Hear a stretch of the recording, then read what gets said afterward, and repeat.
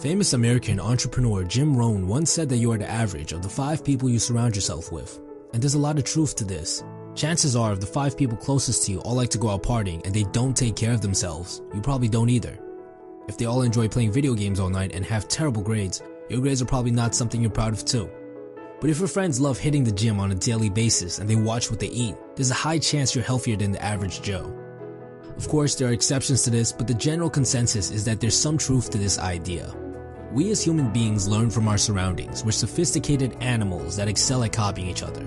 This is largely where things like culture, slang, accents, and even traditions come from.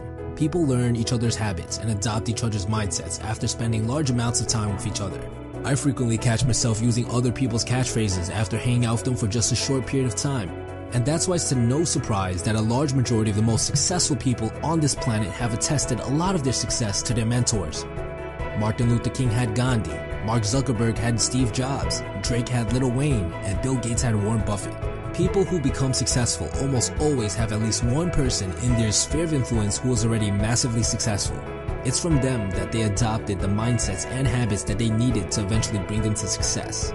However, you might say, well, I don't know anyone who's successful, my friends are just average people. But this is where the benefit of reading comes into play. A book is literally the words, the ideas, the mindsets, the advice, and even the experience of another person wrapped into a convenient, portable, always available collection of papers.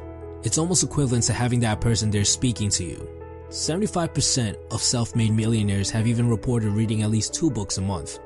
The true benefit of reading is that you can pick and choose who you want to add to your inner group of influence that will eventually affect who you become as a person. When you read, you get a glimpse into the mind of the author. There are so many books out there that are written by people who are already massively successful in different fields. Their ideas, mindsets, and words are all waiting to be shared.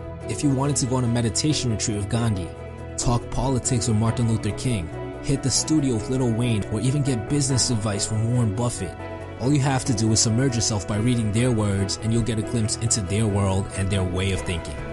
You will have essentially added a new friend to your group of friends, a friend who is most likely older and wiser on top of being significantly more successful.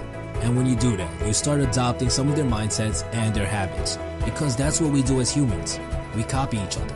And this is what eventually brings you closer to success. So challenge yourself to read. My personal New Year's resolution this year is to read at least 1 book a week, so expect some videos about big concepts that may come across.